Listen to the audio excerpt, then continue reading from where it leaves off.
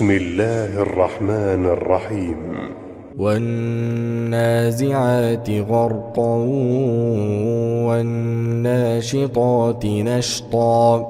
والسابحات سبحا فالسابقات سبقا فالمدبرات أمرا يوم ترجف الراجفة تتبعها الرادفة قلوب يومئذ واجفة أبصارها خاشعة يقولون أئنا لمردودون في الحافرة أئذا كنا عظاما نخرة قالوا تلك إذا كرة خاسرة فإنما هي زجرة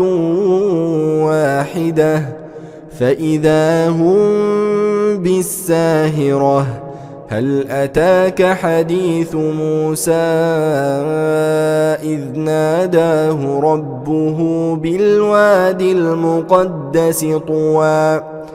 اذهب إلى فرعون إنه طغى فقل هل لك إلى أن تزكى وأهديك إلى ربك فتخشى فأراه الآية الكبرى فكذب وعصى ثم أدبر يسعى فحشر فنادى فقال أنا ربكم الأعلى فأخذه الله نكال الآخرة والأولى إن في ذلك لعبرة لمن يخشى أأنتم أشد خلقا أم السماء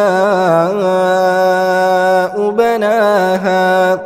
رفع سمكها فسواها وأغطش ليلها وأخرج ضحاها والأرض بعد ذلك دحاها أخرج منها ماءها ومرعاها والجبال أرساها متاعا لكم ولأنعامكم فإذا جاءت الطامة الكبرى يوم يتذكر الإنسان ما سعى وبرزت الجحيم لمن يرى فأما من طغى وآثر الحياة الدنيا فإن الجحيم هي المأوى وأما من خاف مقام ربه ونهى النفس عن الهوى فإن الجنة هي المأوى يسألونك عن الساعة أيان مرساها فيم أنت من ذكراها إلى ربك منتهاها إنما أنت منذر من يخشاها كأنهم يوم يرونها لم يلبثوا